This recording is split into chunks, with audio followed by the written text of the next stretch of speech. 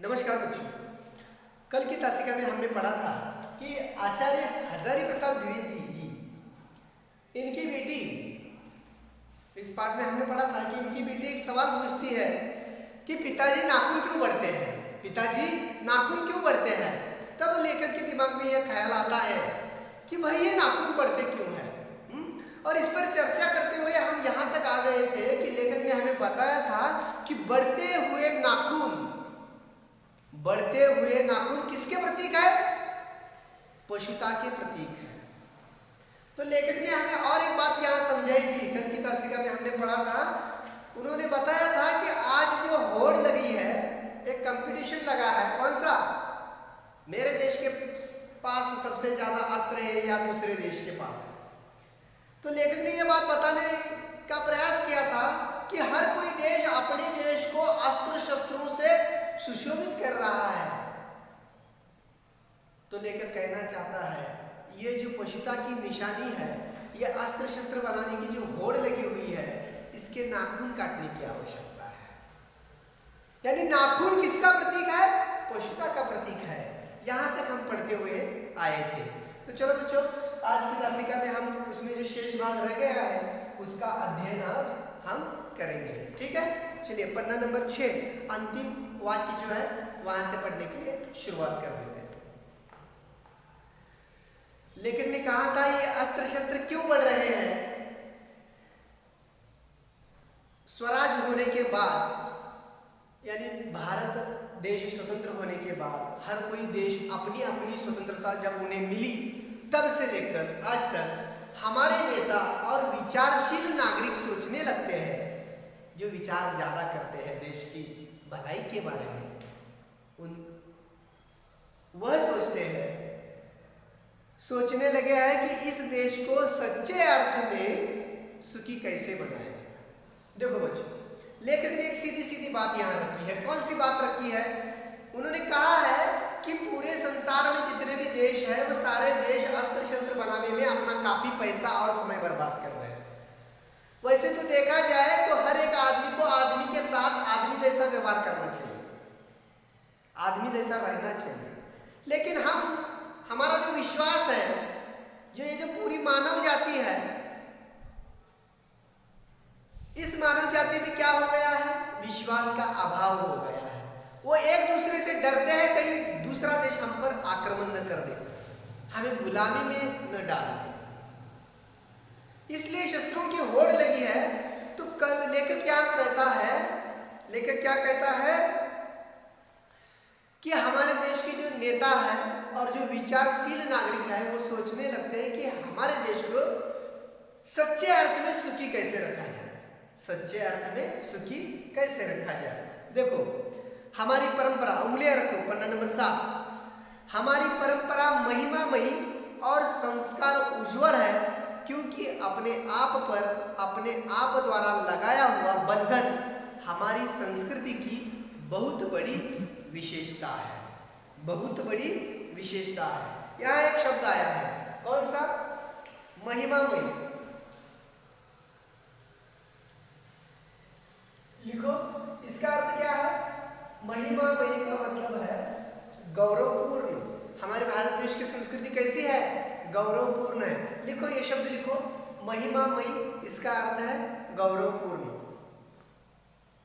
संस्कार यानी कि स्वभाव। हमारे देश के संस्कार कौन से हैं? स्वभाव कौन सा है? देश का स्वभाव, संस्कार उसे कहते हैं। उज्जवल का मतलब जानते हो ना? हाँ, उज्जवल यानी कि विमल। लिख लो, उज्जवल का मतलब है विमल। दो शब्दों के अर्थ लिख लो, एक है महिमामयी, इसका अर्थ है गौरवपूर्ण, और दूसरा उज्जवल, जिसका अर्थ है विमल। तो लेखक हमें समझा, लिख लिया ना? हाँ। तो लेखक हमें समझाते हैं कि हमारे देश की परंपरा कौन सी है? महिमामयी है, गौरवपूर्ण इतिहास है भारत देश का। आज तक भारत देश ने किसी देश के ऊपर पहले हमला नहीं किया। यह हमारे देश का इतिहास है, महिमामयी गौरवपूर्ण इतिहास है। हमारी संस्कृति क्या है? बहुत उज्जवल है, बहुत विमल है।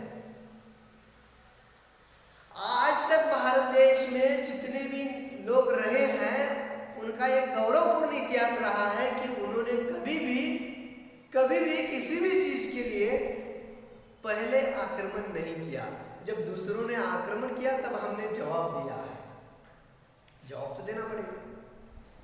तो इतना बड़ा गौरवपूर्ण महिमामयी इतिहास, गौरवपूर्ण संस्कृति, उज्जवल संस्कृति हमारे भारत देश की है। हमारे भारत देश का गौरव बता रहे हैं। नाखून क्यों बढ़ते हैं, इस पाठ में लेखक ने हमें अपने देश का गौरव भी बताया है। वो आगे लिखते हैं कि आदमी विषय पर थे ना हम। हाँ, मनुष्य पशु से किस बात में भिन्न है? अगर मनुष्य पशु जैसा व्यवहार करता है तो मनुष्य होकर भी वो पशु है। लेखक का सरल मत है यहाँ, जो पशु के जैसे व्यवहार करता है वो पशु है। वो भले ही दिखने में मनुष्य हो, वो भले ही दिखने में मनुष्य हो।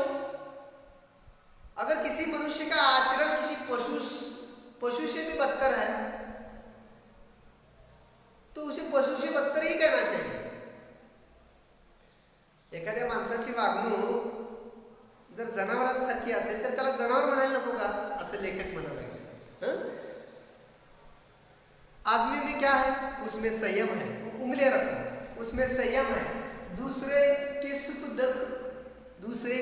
दुख के प्रति समवेदना है। दूसरा अगर दुखी है तो हमें भी दुख लगता है, क्योंकि हमारे भीतर समवेदना है। दूसरों की वेदना समझने का ज्ञान है। हमें समवेदना हमें भीतर बसी हुई है। श्रद्धा है, तप है, त्याग है। श्रद्धा है, तप है, त्याग है। श्रद्धा का मतलब क्या है? यहाँ श्रद्धा का मतलब विश्वास है। समझ में आ गई बात? तो कवि कहता है इसलिए मनुष्य को झगड़े टंटे को अपना आदर्श नहीं मानता। इसलिए कोई भी मनुष्य, कोई भी देश दूसरे देश को झगड़ने की बात को अपना आदर्श नहीं मानता, लेकिन फिर भी गुस्से में आकर चढ़ दौड़ने वाले अविवेकी को बुरा समझता है।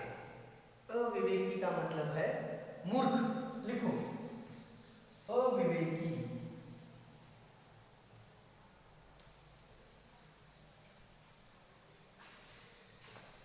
पहले लिखो अविवेकी, इसका मतलब है मूर्ख। तो लेखक हमें समझाना चाहते हैं कि आदमी क्या करता है जब वो गुस्से में आता है तो उसका विवेक यानी कि बुद्धि, अविवेक यानी कि मूर्ख। विवेक बुद्धिवान, अविवेक मूर्ख। गुस्से में आकर चढ़ दौड़ने वाली अविवेकी को बुरा समझता है। दूसरों के साथ झगड़ना बुरा है। वचन, हम जो कहते हैं, मैं जो बोल रहा हूं, मैंने अगर किसी को किसी बात पर कोई वचन दे दिया जो मुख से निकला है, मुख से निकलने के हम क्या करते हैं, किसी को वचन दे देते हैं। यानी कि क्या, कोई तो वाक्य होता है ना जिस पर हम अटल रहेंगे, ये निश्चय कर लेते हैं, जिसे हम वचन कहते हैं। वचन मन एवं शरीर के लिए असत्याचरण को गलत माना है। मन वचन काया से। तो असत्याचरण का मतलब क्या है? लिखो शब्द, बहुत कठिन शब्द आए हैं इस पाठ में। असत्याचरण का मतलब है झूठा व्यवहार। झूठा व्यवहार। हाँ, तो कवि कहते हैं मन, वचन एवं शरीर से किया गया झूठा आचरण यानी कि असत्याचरण को हमारी संस्कृति ने पूरी तरह से गलत माना है। इतनी गौरवपूर्ण, इतनी महिमामयी संस्कृति हमारे भारत देश की है। यही बात तो समझा रहे हैं वो। इतना अच्छा गौरवपूर्ण इतिहास हमारे देश का है, इतनी अच्छी संस्कृति हमारे भारत देश की है, लेकिन फिर भी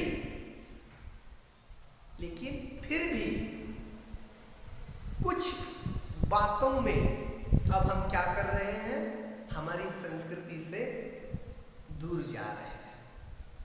हम अपना अविवेकी व्यवहार हमें रोकना चाहिए। ठीक है, असत्याचरण की तरफ हमें नहीं जाना है। ऐसा कोई दिन आ सकता है जब मनुष्य के नाखून का बढ़ना बंद हो जाएगा। असं कधी होईल का माणसाची नख वाढायची थांबतील? नहीं ना। प्राणीशास्त्रियों का ऐसा अनुमान है कि मनुष्य का अनावश्यक अंग उसी प्रकार झड़ जाएगा जिस प्रकार उसकी पूंछ झड़ गई। देखो लेखक ने यहाँ बहुत अच्छी बात कही है। आपने मनुष्य की उत्क्रांति को पढ़ा है। मैंने कल की तासिका में बताया था कि मनुष्य जो है, जो आदि मानव है, ये मनुष्य की प्रजाति का ही एक प्रजाति है। बंदर की प्रजाति का एक प्रजाति आदमी में जिसमें तब्दील हो गया है, बदलाव हो गया। ये बदलाव, ये उत्क्रांति के नियम कैसे है? उत्क्रांति का एक सीधा नियम है। कौन सा है? कि जिस चीज का आप इस्तेमाल करते हो उसका विकास होता चला जाता है। उत्क्रांतीचा साधा नियम काय आहे? मी तुम्हाला गमतीने कधीतरी म्हणतो बघा, पुढच्या 20-25 वर्षात, 50 वर्षात अशी मुलं जन्माला येतील ज्यांचं अंगठ्याचं बोट फारच मोठं असेल. मग तुम्ही हसलेला बघा, आठवतं का? मी तसं का म्हटलेलं? कारण सगळी मुलं काय करतात, दिवसभर ते मोबाईलवर आपल्या अंगठ्यात ते स्क्रीन ढकलत असतात. आणि आता मी उत्क्रांतीचा नियम काय सांगितला? जिस चीज का आप ज्यादा इस्तेमाल करते हो उसका ही विकास होगा. मनुष्य विवेकपूर्ण होता गया, ज्यादा काम बुद्धि से लेता गया और इसमें बुद्धि में अब बदलाव होता जा रहा है. आगे आगे तीव्र बुद्धि के, यानी कि बहुत ही होशियार, टैलेंटेड बच्चे पैदा हो रहे हैं. उत्क्रांति का यही नियम है, जिसका जितना ज्यादा इस्तेमाल करोगे उसका उतना ही विकास होता चला जाएगा. और जिसका उपयोग ही नहीं होता, इस्तेमाल ही वो चीज नहीं होती, वो झड़ जाती है. मैंने पिछली तासिका में बताया था कि आदमी बंदर प्रजाति का है, तो बंदर को पूंछ होती है. जैसे जैसे रीढ़ की हड्डी आदमियों की, पहले वो झुककर चलता था, वो होमो सैपियन, होमो इरेक्टस आपने पढ़ा है ना? आपको अभी तक पढ़ने के लिए नहीं है, सॉरी, वो 9वीं कक्षा में है. लेकिन उसकी शुरुआत आपको है 5वीं, 6वीं, 7वीं कक्षा को, कि ये जो रीढ़ की हड्डी वाला जो आदमी है, अब वो सीधी रीढ़ की हड्डी हो गई, वो सीना तान कर चलने लगा. जब वो सीना तान कर चलने लगा तो उसकी पूंछ उसकी कुछ काम की नहीं रही. तो उत्क्रांति का नियम यहाँ लागू हो गया. क्या हो गया? धीरे धीरे आदमी की पूंछ झड़ गई, लुप्त हो गई, गायब हो गई. तो आदमी को जो आदि मानव को जो पूंछ थी वो अब पूरी तरह से झड़ गई है. उत्क्रांति का नियम लगाया है यहाँ. क्या? जिसका इस्तेमाल नहीं होता वो चीज बाद में लुप्त हो जाती है.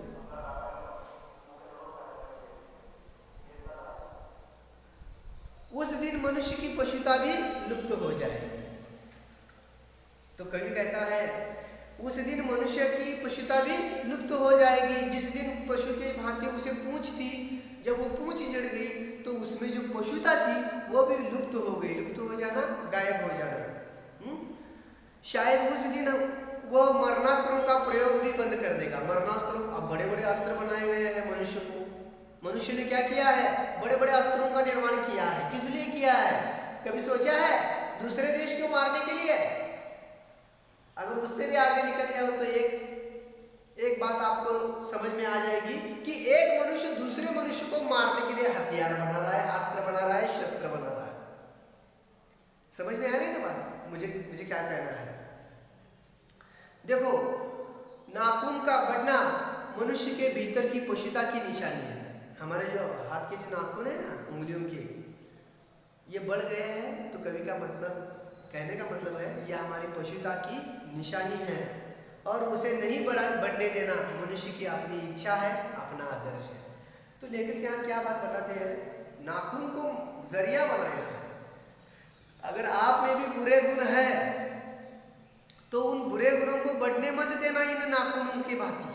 अगर आप आदर्श रहना चाहते हो तो उन बुरे गुणों को काट दो. जैसे नाखूनों को काटते हो ना, क्योंकि वो पशुता का प्रतीक है, उसी प्रकार आपके अंदर के भी गुण पशु के समान है. इसलिए लेखक चाहता है कि उन गुणों को काट दो, यानी कि अच्छा आचरण कर लो, अच्छा व्यवहार कर लो, आदमी के साथ आदमी जैसा व्यवहार करो. समझ में आ गई बात? नाखून क्यों बढ़ते हैं? इस पाठ के जरिए वो यही बात समझा रहे हैं. माध्यम किसको बनाया है? नाखून को बनाया है. नखावरनं सांगायला लागलं माणसाचं की माणसानं माणसाशी माणसासारखं वागलं पाहिजे. आपल्यामध्ये जे वाईट गुण आहेत त्या वाईट गुणांना जसं वाढलेले नख कट करून टाकतो तसं वाईट गुण माणसानं आपल्यातले कट करून टाकले पाहिजे. लक्षात आले का भावाला? हाँ, ये निबंध है। वैचारिक निबंध में एक खास बात होती है कि किसी बुरी आदतों के बारे में भी वो लिखा जाता है, तो बुरी आदतों को कैसे नष्ट किया जाता है इसके बारे में इस पाठ में चर्चा की है। मनुष्य में जो घृणा है, जो अनायास बिना सिखाए आ जाती है, दूसरों के प्रति घृणा हो जाती है, तिरस्कार पैदा हो जाता है, वो पशुता का द्योतक है। तो आप में पशुता बहुत बढ़ गई है, द्योतक दर्शाने वाला। अपने को संयत रखना, संयमित रखना, दूसरों के मनोभावों का आदर करना मनुष्य का स्वधर्म है। मनुष्य का स्वधर्म क्या है? जिस प्रकार आप खुद को आदर पाना चाहते हो, आपको तभी आदर मिलेगा जब आप दूसरों को आदर दो। जब आप दूसरों को आदर दोगे तभी तुम्हें आदर मिलेगा। खुद को संयमित रखो, संयम में रहो। जैन धर्म में कहा है संयम शांति सा मार्ग है, बताया हम यहाँ पढ़ते हैं, धर्म की क्लास में भी पढ़ते हैं संयम का महत्व क्या है। तो लेखक यहाँ कहता है कि हर एक आदमी को थोड़ा सा संयम रखना चाहिए अपनी रोजमर्रा की जिंदगी जीते वक्त। ठीक है, हमने पढ़ा है कि रोजमर्रा की जिंदगी जीते वक्त आदमी दूसरे आदमियों के साथ पशुता का व्यवहार करता है तो वो उसकी बुराई है। तो लेखक यहाँ क्या चाहते हैं? लेखक एक ही बात चाहते हैं कि जिस प्रकार हम बड़े हुए नाखूनों को काट देते हैं, उसी प्रकार मनुष्य में अगर जो बुरे गुण है, अगर है तो उन गुणों को उसी प्रकार काट देना चाहिए जिस प्रकार हम बढ़ते हुए नाखूनों को काट देते हैं। यही बात वो हमें समझाते हैं।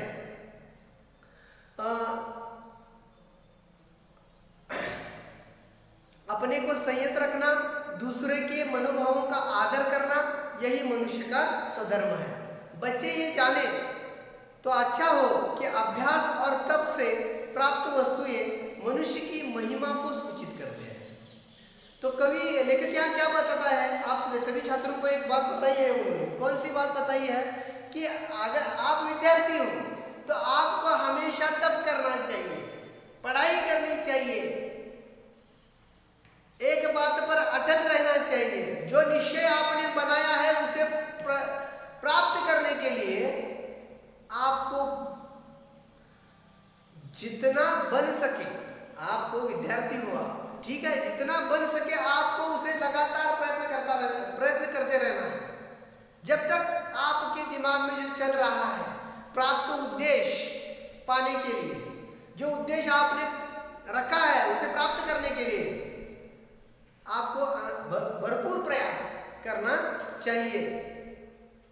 तो लेखक चाहता है अगर आप विद्यार्थी दशा में हो तो आपको अभी से ये ज्ञान लेना आवश्यक है कि हमने जो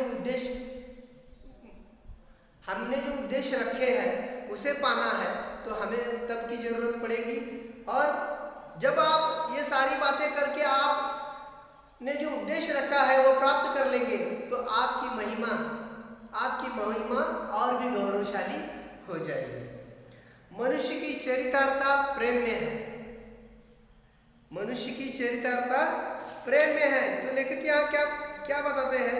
चरितार्थता, देखो चरितार्थता कठिन शब्द लिखता है तो लिखो चरितार्थता।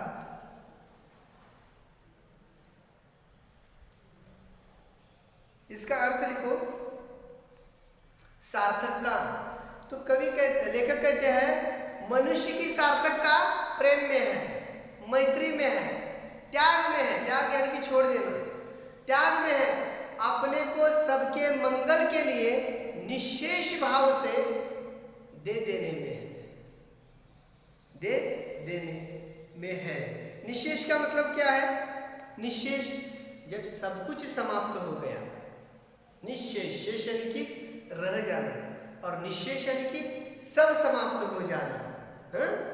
तो लेखक कहते हैं नाखूनों का बढ़ना मनुष्य की अंध सहजात वृत्ति का परिणाम है जो उसके जीवन में सफलता ले आना चाहती है। देखो और एक बार मैं इस वाक्य को पढ़ रहा हूं, ध्यान दीजिए। लेखक कहता है नाखूनों का बढ़ना मनुष्य की उस अंध सहजात वृत्ति का परिणाम है जो उसके जीवन में सफलता ले आना चाहते हैं।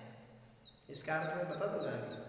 और एक बात, उसको काट देना उस स्वनिर्धारित आत्मबंधन का फल है।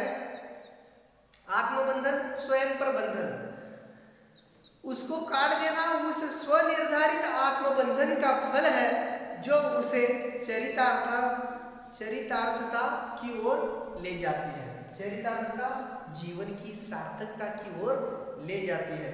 नाखून बढ़ते हैं तो बढ़े, लेकिन क्या कहते हैं, देखो नाखून बढ़ते हैं तो बढ़े, मनुष्य उन्हें बढ़ने नहीं देगा। इसका अर्थ क्या है बच्चों?